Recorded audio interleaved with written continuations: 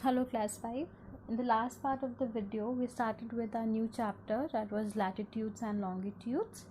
Now we completed with latitudes, so today we'll start with meridians of longitude. Now we'll see.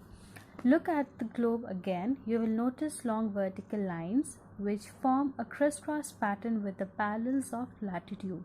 These semicircular lines are called the meridians of longitude. They run from the North Pole to the South Pole, intersecting the parallel of latitude on their way. Now if you remember, in latitude we studied the lines, the imaginary lines are horizontal, but here in longitude the imaginary lines are vertical and they are in semicircle. So longitudes are semicircle. They run through North Pole to the South Pole. Now I've already told you that if this is your globe, so the upper part of the globe will be your north and the bottom part will be your south. Okay, and they run through North Pole to South Pole. The lines run through the North Pole towards the South Pole. Now these are also, the longitudes are also called meridians. The meridians are of same length, whereas what did we studied in latitude? The length of the lines, they decreases as soon they reaches to the pole, but the meridians are of equal length because of the shape, because of the semicircle shape that they have. Okay,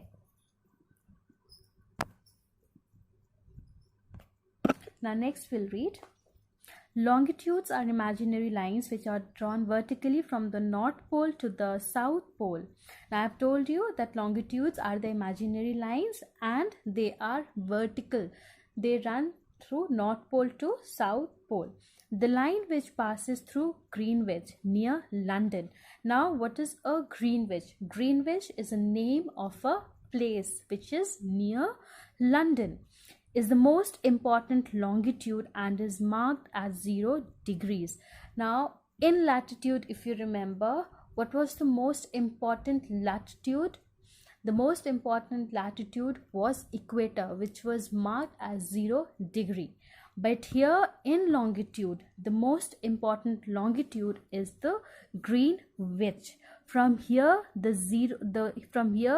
counting starts. Okay. Now it is called the prime meridian and this is called the prime meridian. There are 180 longitudes on either side of the prime meridian. In latitude the lines were in 180, but in longitude it is the double of 180. Okay, that means 360. 180 on the either side. That means if this north and this south is of 90, 180 degree, so the either side, that means this is your east and this is your west.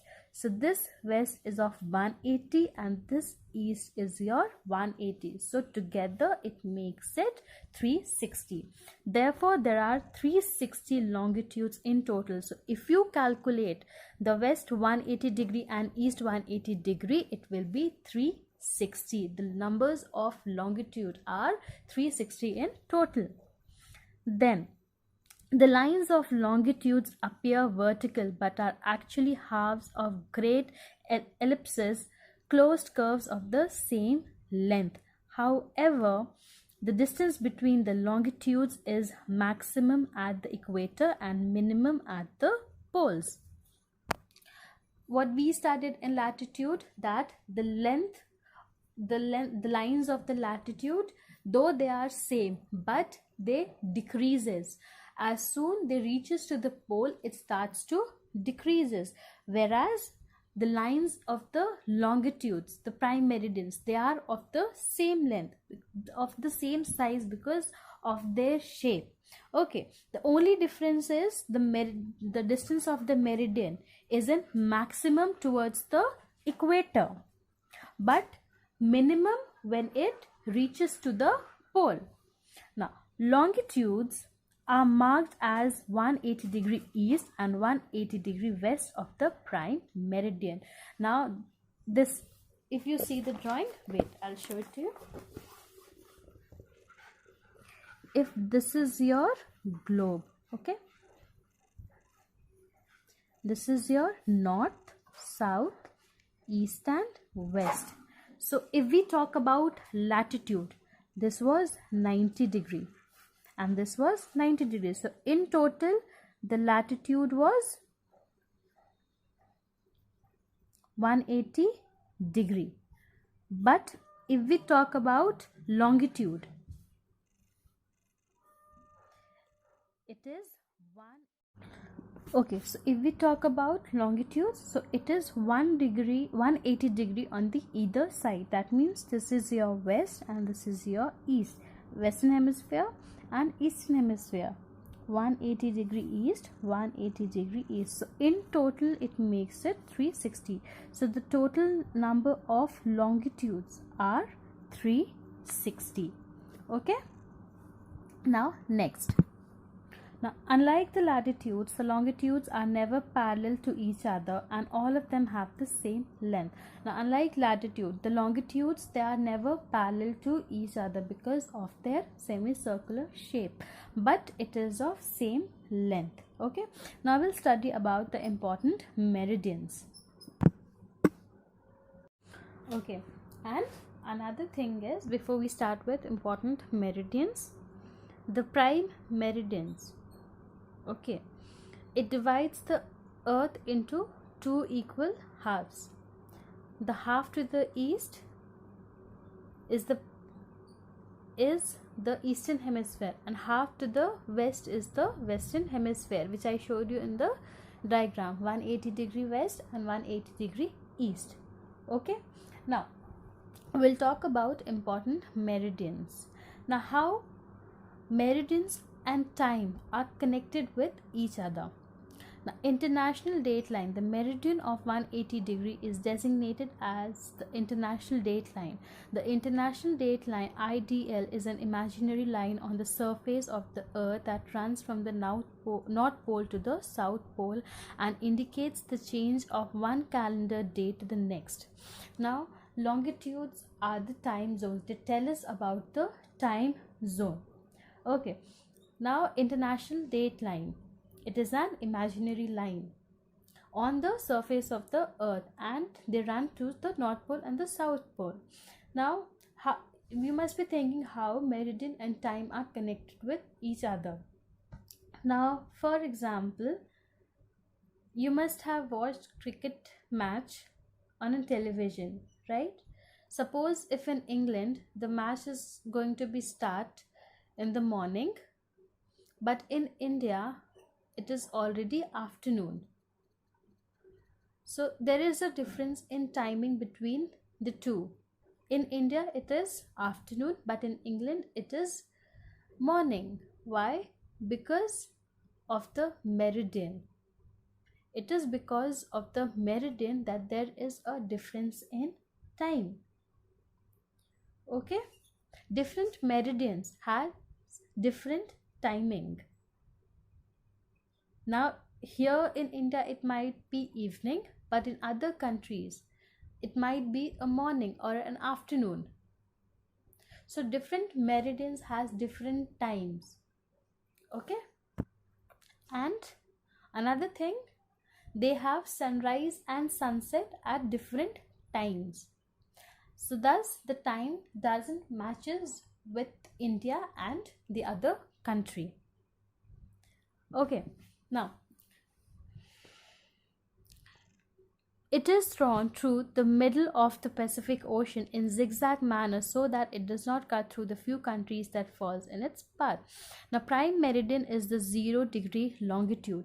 Now, in latitude, the 0 degree latitude was equator, but here in longitude, prime meridian is the 0 degree longitude. It is used to determine the time according to which all countries of the world set their own clocks. Now the prime meridian, the longitude, it tells us the time. Now the time which is calculated using the prime meridian is called the Greenwich Mean Time, or GMT. In India, 82 degree 30 east longitude passes through the middle of the country at Pragyaraj. The time of this longitude is followed in our country as is referred to as the Indian Standard Time, IST. Now, why we studied about Greenwich? No, Greenwich, from there the calculation, the 0 degree counting starts. Okay, so the prime meridian has a different time. They follow the Greenwich Mean Time, whereas India, we follow Indian Standard Time. Okay, the standard meridian of India is 32 degree 30 east. It passes through Mirzapur, Uttar Pradesh. The time of this meridian is taken as the Indian Standard Time. Okay, IST. So we follow Indian Standard Time, that is IST. Okay. Now the next topic is longitudes and time. The earth completes one revolution in roughly 24 hours. So we know the revolution of the earth. Now it takes 24 hours to complete its revolution. Therefore the earth rotates 15 degree in 1 hour. So 360 divided by 24 is equals to 15, or 1 degree in 4 minutes. Therefore, two consecutive longitudes are 4 minutes apart from each other.